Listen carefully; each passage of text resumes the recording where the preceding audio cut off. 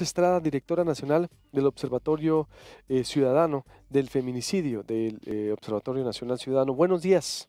Buenos días. Luz, ¿cómo ves esta situación, lo que está pasando con el caso, o bueno, la, la violencia contra la mujer en el país, los feminicidios, el caso Ingrid, la participación de Frida? Digo, son muchos temas. ¿Cómo podemos empezar? ¿Por dónde propones empezar para abordar, para hacer conciencia de lo que no debe ocurrir en este país?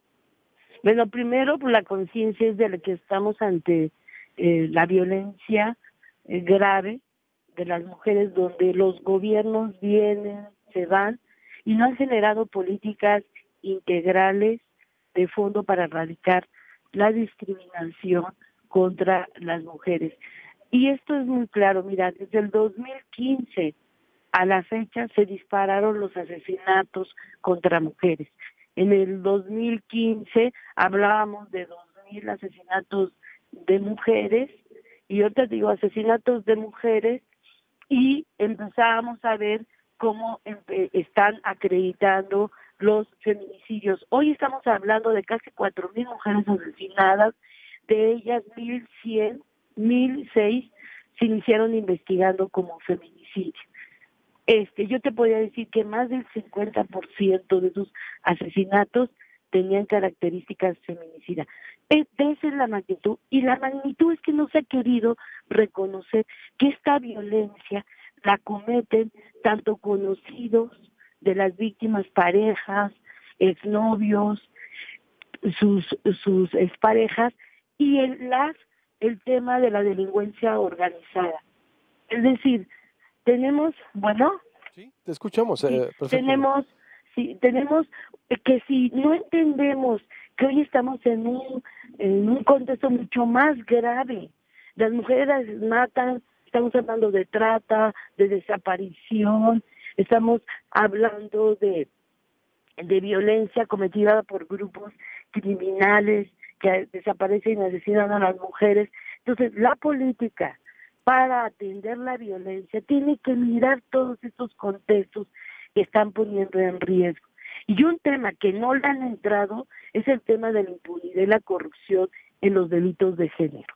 Porque en el tema de mujeres, la impunidad con el tema de discriminación, los casos no se investigan y las razones son diversas. Las autoridades, pues estamos ante contextos donde si el que te asesina es un militar, es un policía, es alguien con poder, los casos quedan totalmente en la impunidad. Entonces, los contextos podemos estar analizando la gravedad que es, y cuando estamos hablando del tema, por ejemplo, las alertas de género, hay 20 declaratorias.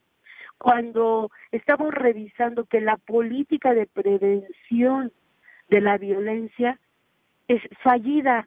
En todos los estados que se ha decretado la alerta, el tema de prevención no pasa de campañas que realmente no están generando una conciencia, una educación contra la discriminación hacia las mujeres. Tiene que ver con un tema de educación, tiene que ver con un tema de debida investigación para sancionar a la violencia contra las mujeres.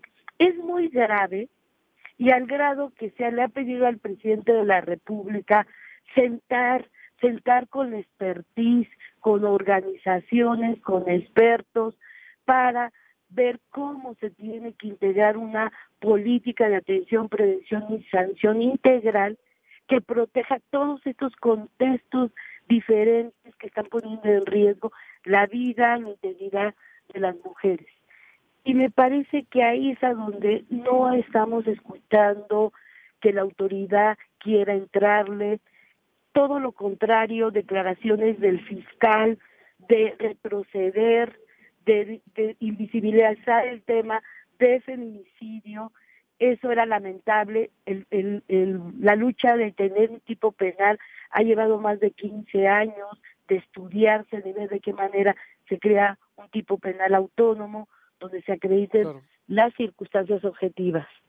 Bien, ¿qué tenemos que hacer entonces, Luz, desde los estados, por ejemplo, o qué corresponde para cerrar por el Mira, tiempo? A ver. yo te diría, los estados ya tienen políticas de atención, prevención y sanción. Lo primero es que tengamos los diagnósticos actualizados de cuáles son las violencias que está poniendo en riesgo a las mujeres, cuáles son las violencias, si es una violencia suscrita en el ámbito familiar, que si es una violencia suscrita en el ámbito comunitario.